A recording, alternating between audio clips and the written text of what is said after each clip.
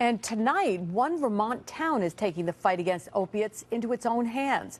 The town of Bennington announcing a new effort to fight addiction by bringing all agencies that work on prevention, treatment, and enforcement together. CBS 6's Tori Wells is live there now. And Tori, I know the goal here is to measure progress over time as well. That's right, Liz, and they say that it may take years, but they really want to take this first step now. I'm standing right in front of the town offices here in Bennington. Right across the street here is the police department. These new programs require both to work together and align their efforts to fight addiction with other agencies here in town. Now, one of those new programs is called Project Catalyst, and the town hopes it's exactly that as it works to create change.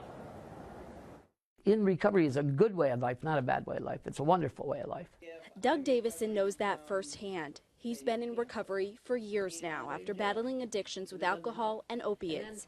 His job now is to help others in their recovery here, and he thinks a new town effort to be part of that is great.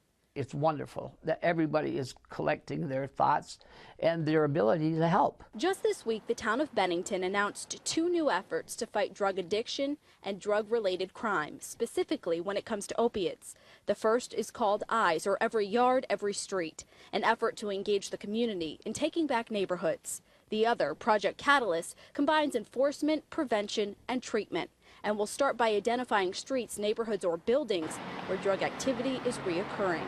How can we saturate that area with resources to help turn the tide? Michael Harrington with the town says that those resources could be added lighting, upgraded infrastructure, or resources for landlords. At the same time, law enforcement will continue efforts to go after the source, while also pointing people with addiction in the direction of help. Arresting our way out of this problem is not going to happen.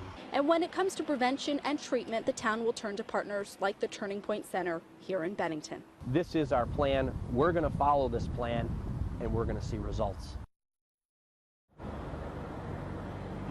Now, Harrington tells me that we will start to see some of these efforts rolled out here in Bennington in the coming months. I did ask the town about how it will measure progress. I'm told it will look at a number of markers, things like EMS calls, crime, and truancy. Now, coming up tonight at 6:30, the reason that people arrested for drugs are now receiving this green card and what that number on the card leads them to. That's coming up at 6:30. But for now, we're live in Bennington. Tori Wells, CBS 6 News.